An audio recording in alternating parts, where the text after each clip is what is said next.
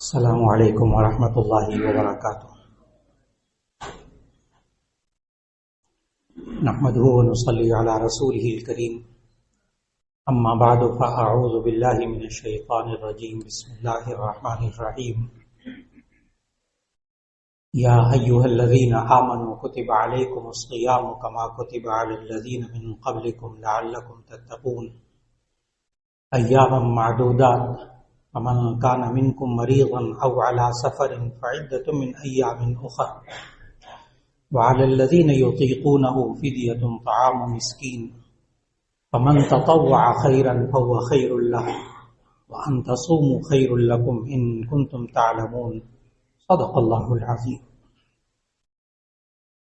اللہ رب العزت نے چند دن بعد ہمیں وہ مہینہ عطا فرمانا ہے کہ جس مہینے کے لیے اللہ رب العزت کے رسول آخری نبی حضرت محمد صلی اللہ علیہ وسلم 2 ماہ پہلے دعا مانگنا شروع کر دیتے تھے۔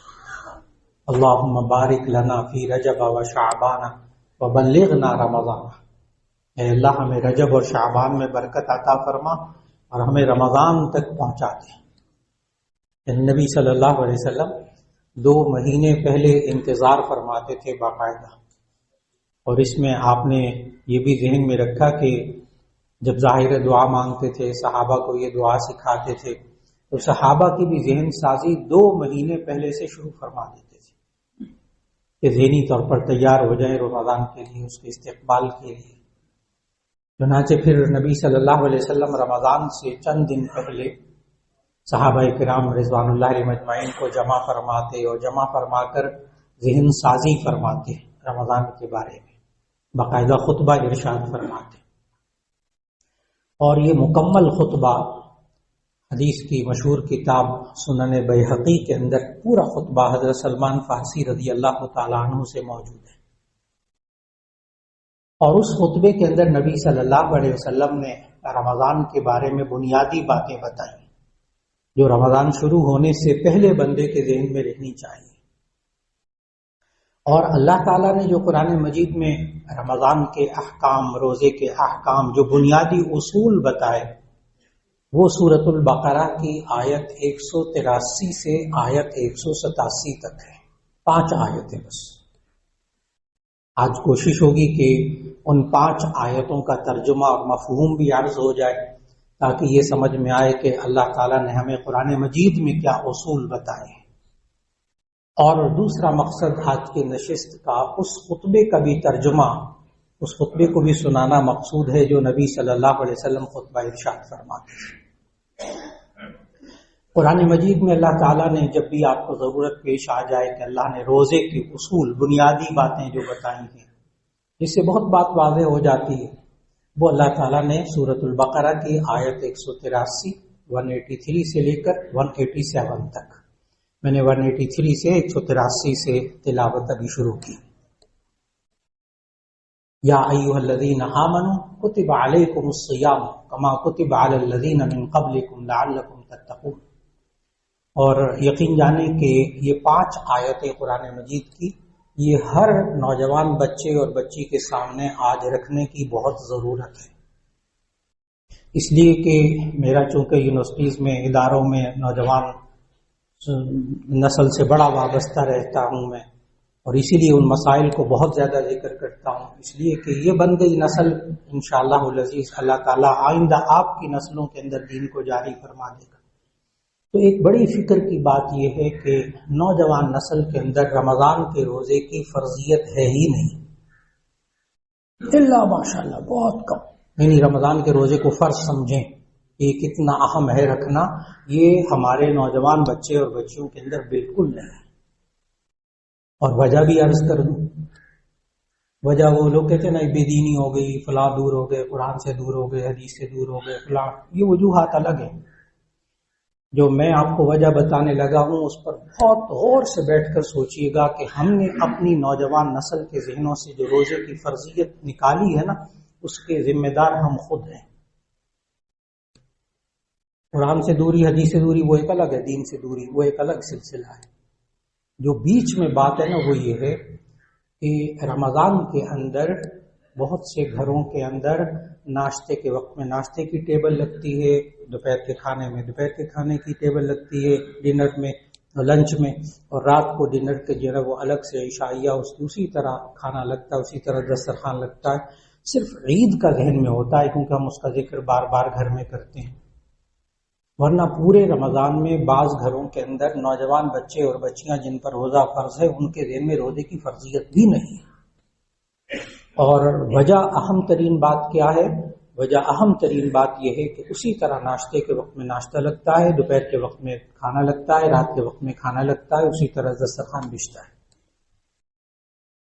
یہ ہم معاشرے والوں سے جس گھر میں ہو رہا ہے نا، وہاں ناراض نہ ہوئے کوئی صاحب، یہ گناہ کبیرہ ہو رہا ہے،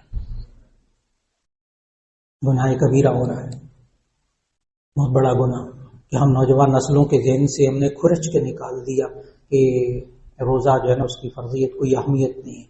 اس لیے میں نے پہلی آیت یہ پڑھی، اللہ تعالیٰ نے پہلی آیت یہ فرمایا، یا ایھا الذین آمنوا کتب علیکم الصیام کما کتب علی الذین من قبلکم لعلکم تتقون۔ یہ آیت کہلاتی ہے روزے کی فرضیت والی آیت۔ یہ نوجوان نسل کو بتانا پڑے گا، دیکھو قرآن مجید میں بچوں کو بتائیے، قرآن مجید میں فلاں آیت سے فلاں آیت تک ہے، بیٹا ترجمہ پڑھ لو۔ آپ کا کام ہے بات کو پہنچانا، یقین جانے آپ کا کام بات کو پہنچانا۔ نابالغ بچے ہوں ان کو منوانے کی پوزیشن میں آ جائیں، لیکن جو بالغ بچے ہیں نا ان تک بات کو پہنچائیں، بس اس کے بعد عمل نہیں کیا نا تو انشاءاللہ آخرت میں پوچھ نہیں ہوگی۔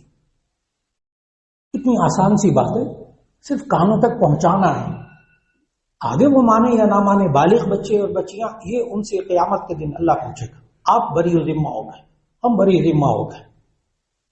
کیوں؟ اس لیے کہ نبی صلی اللہ علیہ وسلم کو بھی اللہ تعالیٰ نے منوانے کا پابند نہیں فرمایا تھا۔ قرآن مجید میں آیات موجود، اے نبی صلی اللہ علیہ وسلم آپ کا کام ہے لوگوں تک پیغام پہنچا دیں، دین کی بات پہنچا دیں، آپ سے نہیں پوچھا جائے گا کہ یہ مانے کیوں نہیں، یہ ایمان کیوں نہیں لائے، یہ کافر کیوں رہے، مشرک کیوں رہے، آپ سے نہیں پوچھا جائے گا، یہ نہیں پوچھا جائے گا۔ اور نبی صلی اللہ علیہ وسلم اتنے فکر مند کہ بسا اوقات اپنی جان کے لالے پڑ جاتے تھے۔ اس پر اللہ تعالیٰ نے کہا کہ آپ سے نہیں پوچھا جائے گا، لا یسأل عما یفعل وهم یسألون، آپ سے نہیں پوچھا جائے گا کہ یہ مانے کیوں نہیں، ان سے پوچھا جائے گا۔ آپ سے یہ پوچھا جائے گا کہ آپ نے پیغام پہنچا دیا تھا۔ بالکل وہی بات آج ہم اپنے معاشرے کے اندر کم از کم بچوں کے حوالہ دے دیں قرآن مجید کا۔ بیٹا پڑھے لکھے ہو، موبائل میں بھی دیکھ سکتے ہو ترجمہ، آیت نمبر 183 سے لے کر 187 تک بیٹا ایک دفعہ پڑھ لو، ترجمہ پڑھ لو، ہمارا پیغام پہنچ گیا آپ کو۔ اب عمل کرو یا نہ کرو یہ اللہ کے ہاں جواب دینا پڑے۔ اس لیے کہ یہ جو آیت ہے نا، یا ایھا الذین آمنوا کتب علیکم الصیام، یہ والی آیت کا ترجمہ عرض کرنے لگا۔ یہ آیت کہلاتی ہے روزے کی فرضیت والی آیت۔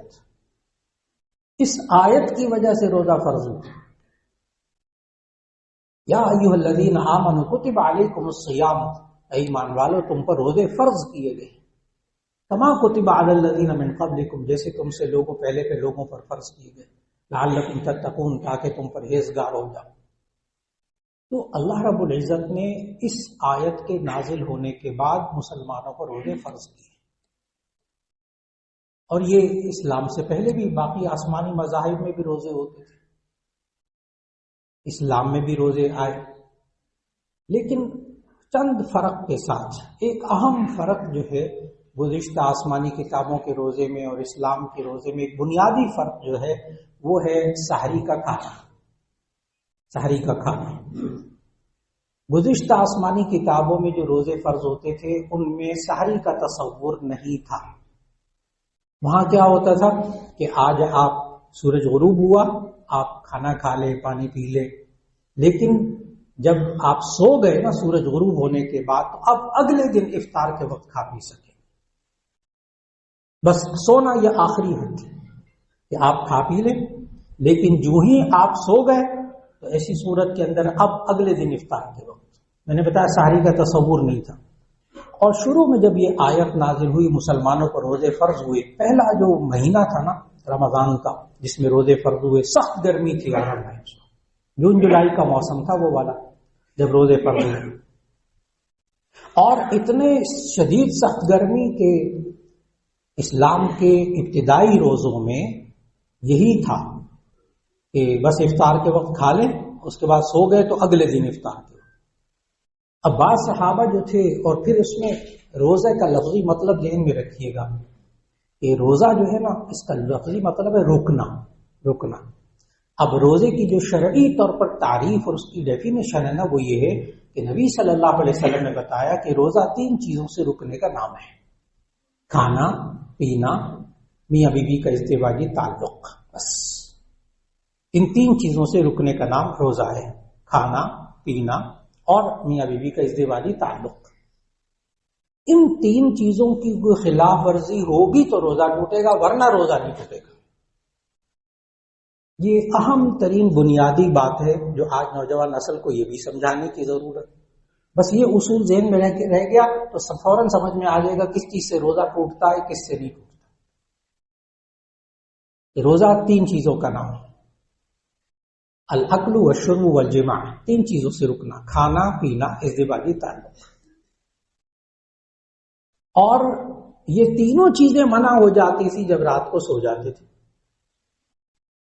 چنانچہ بعض صحابہ کا یہ حال ہوا کہ شادی شدہ اور رات کو سو گئے اور بھول کر ازدواجی تعلق قائم ہو گئے، اور اس میں بڑے بڑے صحابہ تھے، اور عجیب بات بتاؤں اس میں حضرت عمر رضی اللہ تعالیٰ عنہ بھی تھے۔ اور پھر اس کے بعد نبی صلی اللہ علیہ وسلم سے مسئلہ بھی پوچھنے کے لیے گئے کہ اب کیا ہوگا۔ اور بعض صحابہ جو تھے وہ مغرب کا وقت ہوا، کھجور کھائی، پانی پیا اور سو گئے۔ جب سو گئے تو اب 24 اور 48 گھنٹے اگلے دن افطار کے وقت کھانا تھا۔ بعض صحابہ بے ہوش ہو گئے، پانی کی کمی کی وجہ سے، غذا کی کمی کی وجہ سے بے ہوش ہو گئے۔ اس پر یہ آیت نمبر 186 نازل ہوئی، اس پر یہ آیات نازل ہوئی۔ اللہ تعالیٰ نے فرمایا: علم اللہ انکم کنتم تختانون انفسکم، اللہ نے جان لیا کہ تم نے اپنے آپ میں خیانت کی، تم سے خیانت ہو گئی رات کو۔ اور پھر اس کے بعد فرمایا: علم اللہ انکم کنتم تختانون انفسکم فتاب علیکم، اللہ نے تمہاری توبہ بھی قبول کر لی، وعفا عنکم فالآن باشروہن وابتغوا ما کتب اللہ لکم، اب تم میل جول کر لیا کرو، اس کی اجازت ہو گئی۔ اور وَكُلُوا وَاشْرَبُوا، اب تم ساری رات کھاتے پیتے رہا کرو، حَتَّى يَتَبَيَّنَ لَكُمُ الْخَيْطُ الْأَبْيَضُ مِنَ الْخَيْطِ الْأَسْوَدِ مِنَ الْفَجْرِ، یہاں تک کہ صبح صادق طلوع ہو جائے، سفید دھاری سیاہ دھاری سے جدا ہو جائے، یعنی صبح صادق طلوع ہو جائے، فجر کا وقت طلوع ہو جائے۔ بس تو سحری کا وقت کب ختم ہوگا؟ جب صبح صادق طلوع ہو جائے۔ حتى يتبين لكم الخيط الابيض من الخيط الاسود من الفجر ثم اتموا الصيام الى الليل، پھر تم رات تک روزہ پورا کرو۔ یہ ہے وہ آیت جس کی وجہ سے سحری کا تصور اسلام میں آیا کہ آپ سحری تک ساری رات کھا پی سکتے ہیں۔ 3 چیزوں کی ممانعت اب ساری رات نہیں ہے، بس صبح صادق سے لے کر غروب آفتاب تک، اس کو روزہ کہتے ہیں۔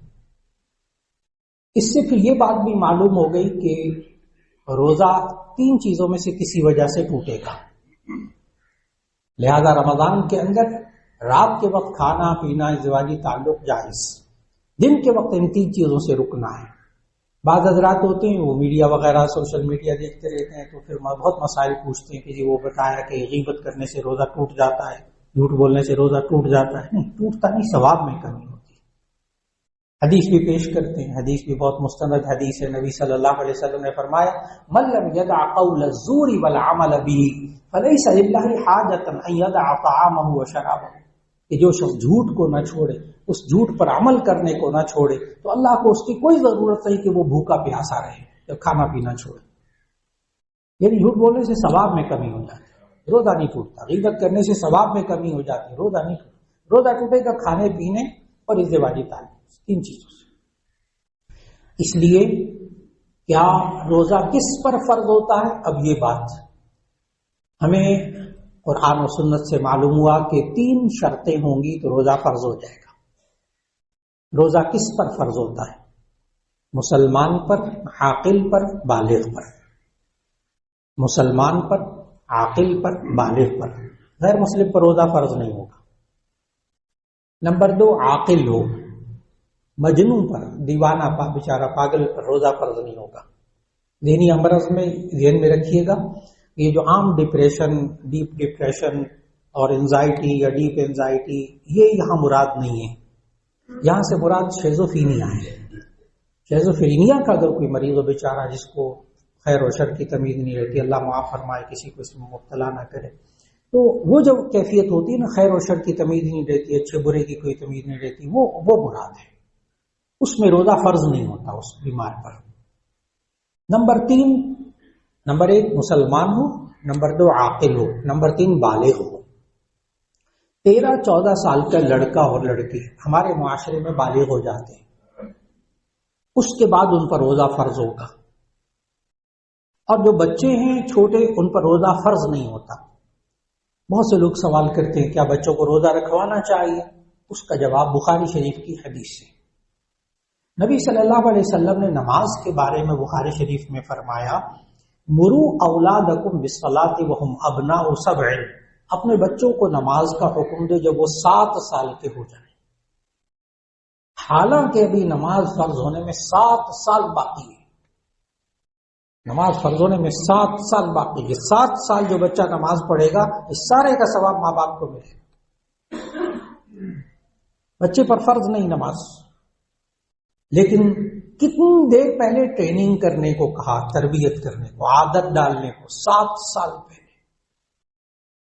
اس لیے کہ 7 سال پہلے سے جب وہ نماز پڑھتا ہوا آ رہا ہوگا نا، تو ایسی صورت میں انشاءاللہ العزیز وہ جب بالغ ہوگا تو آپ کو نہیں کہنا پڑے گا نماز پڑھنے کے لیے، کیونکہ آپ نے 7 سال محنت کی۔ اور پھر اس سے معلوم ہوا، علماء نے لکھا کہ آپ 7-8 سال کا بچہ، 9 سال کا بچہ، اس کو روزے رکھنے کی آہستہ آہستہ عادت ڈالیں۔ اور اب تو ماشاءاللہ 12 مارچ کو تقریباً پہلا روزہ آ رہا ہے، تو اس میں موسم بھی بہت اچھا الحمدللہ۔ اس میں تو کوشش ہونی چاہیے کہ بچوں کو بھی عادت ڈالیں، لیکن میں نے بچے کی عمر بتا دی، 7 سال کے بعد آہستہ آہستہ اس کو عادت ڈالیے۔ ذرا مشقت ہو کوئی بات نہیں، چھڑوا لیں، لیکن عادت ڈالیے روزہ رکھنے کی، یہاں تک کہ جب بالغ ہوگا اس کو روزہ رکھنے کی عادت پڑ چکی ہوگی انشاءاللہ۔ تو یہ بھی معلوم ہوا کب سے روزہ رکھنے کو کہنا ہے، روزہ کس پر فرض ہوتا ہے۔ میں نے 3 باتیں بتائیں، عاقل ہو، مسلمان ہو، عاقل ہو، بالغ ہو، 3 باتیں۔ اس میں نے تندرستی کا ذکر نہیں کیا، تندرست نہیں۔ جو شخص بیمار ہو نا، اس پر روزہ فرض ہو جاتا ہے، چاہے کتنا ہی زیادہ بیمار ہو، روزہ فرض ہو جائے، بالکل نہیں رکھ سکتا، روزہ فرض ہو گیا۔ کیونکہ روزے کی فرضیت میں 3 بنیادی باتیں ہیں، مسلمان ہونا، عاقل ہونا، بالغ ہونا۔ اب جو زیادہ بیمار ہے وہ کیا کرے؟ اللہ مشقت میں نہیں ڈالتا، فکر نہ کرے۔ انہی آیات میں اللہ نے کہا، آیت نمبر 185-86 میں 2 دفعہ اللہ نے یرید اللہ بکم اليسر ولا یرید بکم العسر، اللہ تمہیں آسانی میں ڈالنا چاہتا ہے، اللہ تمہیں تنگی میں نہیں ڈالنا چاہتا۔ اب بیمار شخص اور مسافر شخص کیا کرے؟ اس کے لیے اللہ نے ان آیات میں احکامات دی، ایام معدودات، گنتی کے لیے آیت نمبر 184، ایام معدودات، گنتی کے چند دن ہیں۔ فمن کان منکم مریضا او علی سفر فعدۃ من ایام اخر، جو تم میں سے کوئی بیمار ہو یا سفر میں ہو تو اور دنوں میں گنتی پوری کر لے، 30 روزے پورے کر لے۔ اس لیے کہ بالغ ہونے کے بعد جب روزہ فرض ہو جائے، بڑے محتاط الفاظ عرض کر رہا ہوں، بالغ ہونے کے بعد جب روزہ فرض ہو جائے، روزہ بندہ نہ رکھے، لڑکا یا لڑکی روزہ نہ رکھے، تو یہ اس کے آخری دم تک اس پر قضا کرنا فرض رہتا ہے، آخری دم تک اس پر فرض رہتا ہے اس کو قضا کرنا، اس آیت کی وجہ سے۔ من کان منکم مریضا او علی سفر فعدۃ من ایام اخر، اور دنوں میں گنتی پوری کر لے۔ اب بیمار کتنا ہو کہ روزہ چھوڑ سکتا ہے؟ یہاں یہ شرط نہیں ہے کہ جناب جان جانے کا خطرہ ہو تو روزہ چھوڑ سکتا ہے، نہیں، اپنی اپنی ایمانی قوت، اپنی اپنی ایمانی قوت، جتنا حوصلہ ہے روزہ رکھنے کا رکھ لیجیے. بیمار ہیں آپ، سمجھ رہے ہیں کہ آپ روزہ برداشت نہیں کر سکیں گے اپنی ذات کے لیے، کوئی بات نہیں، اب نہ رکھیں، بعد میں کسی وقت میں قضا کر لیں. بلا وجہ روزہ نہ چھوڑیں، بغیر عذر کے، بغیر بیماری، بغیر سفر کے. اس لیے کہ نبی صلی اللہ علیہ وسلم نے فرمایا، جامع ترمذی کی حدیث ہے، کہ اگر کوئی بندہ رمضان کا روزہ بلا وجہ چھوڑ دے، بغیر عذر کے، پھر وہ آئندہ پورا سال بھی روزہ رکھے تو وہ اس ثواب کو نہیں پہنچ سکتا. لیکن اگر کوئی بیمار یا مسافر روزہ چھوڑے نا اور پھر بعد میں رکھے گا، اس کو پورا ثواب ملے گا انشاءاللہ، اس کو پورا ثواب ملے گا. جیسے بندہ کھڑے ہو کر نماز پڑھے نا، لیکن عذر کی وجہ سے کرسی پر بیٹھ کر نماز پڑھتا ہے، زمین پر بیٹھ کر نماز پڑھتا ہے، اس کو پورا ثواب ملتا ہے کھڑے ہونے والے کے برابر، جب عذر کی وجہ سے پڑھتا ہے. بالکل اسی طرح اب بیمار، الحمدللہ ڈاکٹر سے جب بات ہوئی، ویسے تو 18 سال میں خود بھی میڈیکل یونیورسٹی میں پروفیسر آف MBBS کو اسلامک سائنسز پڑھاتا رہا، الحمدللہ 8 سال BDS والوں کو پڑھاتا رہا یونیورسٹی آف لاہور میں. تو ڈاکٹر سے بہت اس موضوع پر باتیں ہوئی. وہ کہتے ہیں کہ اگر ہم ڈاکٹر جو سنجیدہ ماشاءاللہ قابل، وہ کہتے ہیں اگر ہم 100 بیماریوں کی فہرست بنائیں نا، 100 عام بیماریوں کی، کہتے ہیں 3-4 بیماریاں ہیں کل جس میں ہم روزہ رکھنے سے منع کرتے ہیں، باقی ساری بیماریوں کے لیے روزہ مفید ہے، ساری بیماریوں کے لیے. یعنی یہ والا جملہ کسی بڑے سے بڑے ڈاکٹر کے سامنے بولیں، یہاں بھی بیٹھے ہوئے ڈاکٹر ماشاءاللہ بے شمار، اور سب کو معلوم کہ 100 بیماریوں کی لسٹ بنا لیں تو ڈاکٹر حضرات کہتے ہیں 3-4 بیماریاں ہیں جس میں ہم روزہ رکھنے سے منع کرتے ہیں، باقی سب بیماریوں کے لیے روزہ جو ہے وہ مفید ہے. اور پھر وہ ڈاکٹر کہہ دے کہ جی آپ روزہ نہ رکھیں، ابھی نہ رکھیں، ابھی آپ کا آپریشن ہوا ہے، ہارٹ کا ہوا ہے، کلا کا ہوا ہے، کڈنی کا ہوا ہے، ابھی آپ روزہ نہ رکھیں، آئندہ قضا کر لیں. اب میں آیت پڑھنے لگا ہوں. اگر ڈاکٹر کہہ دیں کہ ابھی نہیں روزہ رکھنا، بالکل چھوڑ دے روزہ، اور جب دوسرے موسم اچھا ہو جائے، جب ڈاکٹر اجازت دے دے، اس وقت روزہ قضا کر لیں، جائز، اور پورا ثواب ملے گا انشاءاللہ، ثواب میں کمی بھی نہیں ہوگی. اس آیت کے تحت فمن کان منکم مریضا او علی سفر فعدۃ من ایام اخر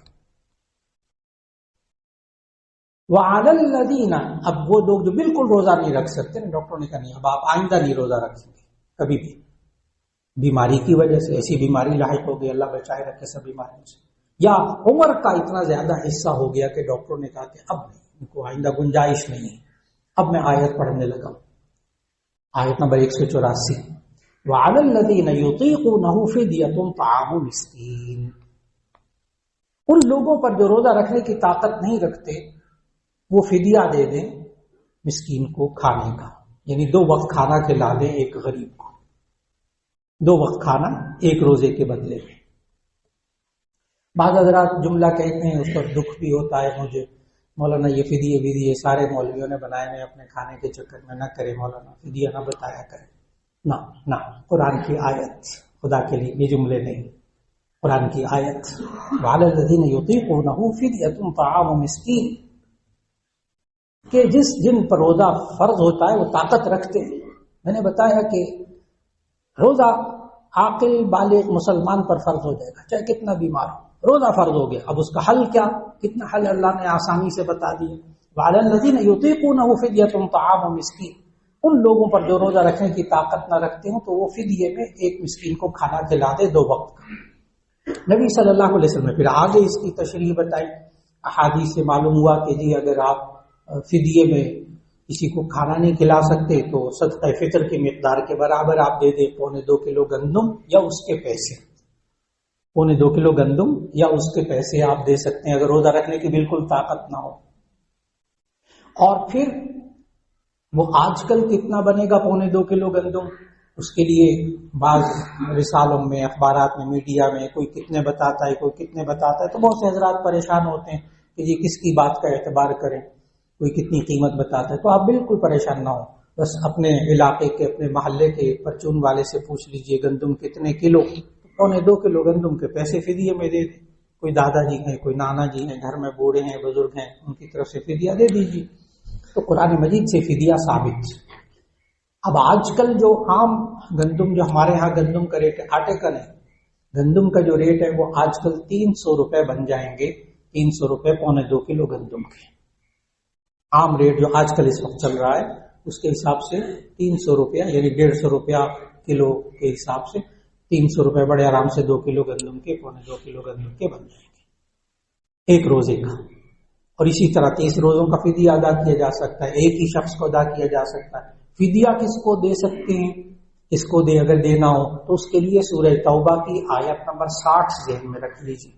سورہ توبہ آیت نمبر 60، اس میں اللہ تعالیٰ نے 8 مصرف بتائے. سب سے آسان مصرف، جس شخص پر زکوٰۃ فرض نہیں ہوتی وہ مستحق ہے، آپ اس کو فدیہ دے سکتے ہیں، فطرانہ زکوٰۃ، یعنی جس کو زکوٰۃ دے سکتے ہیں اس کو فدیہ بھی دے سکتے ہیں. آج کی نشست میں عرض کر رہا تھا کہ بیمار پر روزہ فرض ہوتا ہے، رکھ سکے بہت اچھا، اور فدیہ وہ شخص دے گا جو آئندہ روزے کی قضا نہ کر سکتا. یہ اہم ترین بات، آئندہ اگر توقع نہ ہو روزہ رکھنے کی زندگی میں پھر دے دے فدیہ، ورنہ ایسی صورت میں روزہ قضا کر لے جب موسم اچھا ہو. سفر کے بارے میں عرض کر دوں اس آیت کی تفسیر میں، ومن کان منکم مریضا او علی سفر، سفر 77 کلومیٹر 77 کلومیٹر کا ارادہ کر کے آپ کہیں جاتے ہیں تو ایسی صورت کے اندر آپ روزہ چھوڑنا چاہیں چھوڑ سکتے ہیں قرآن مجید کی اس آیت کے مطابق.